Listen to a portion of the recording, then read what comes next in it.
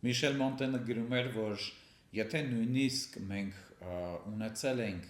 նախորդ կյանքեր, բայց միևնույնն է չենք հիշում դրանց մասին, ապա դա հավասար է դրանք չունենալուն։ Մի փոքր իրենից ուշ Ռենե Դեկարտը ձևակերպեց կոգիտո էրգո սում, այսինքն մտածում եմ, հետևաբար գոյություն ունեմ կոնցեպտը։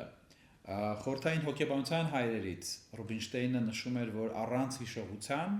մենք կլինեինք լոկ ակնթարթի էակներ։ Հետևաբար ստացվում է, որ մարդը ոչ այլ ինչ է, քան իր սեփական գոյությունը գիտակցող եւ հիշող կոգնիտիվ համակարգ։ Հետևաբար մեր հուզական խնդիրները, հոգեկան առողջության հետ կապված խնդիրները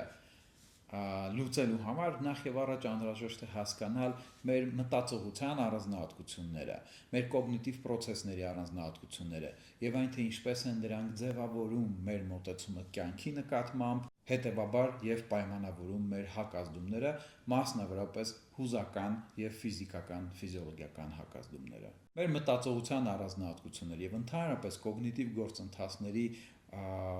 հասկանալը կամ հասկացումը մեծապես հնարավոր է, երբ որ մենք ուսումնասիրում ենք դա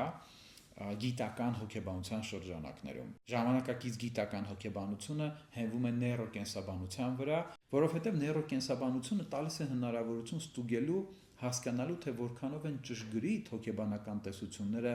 որոնք ընկած են հոգեթերապիաների հիմքում։ Ի վերջո,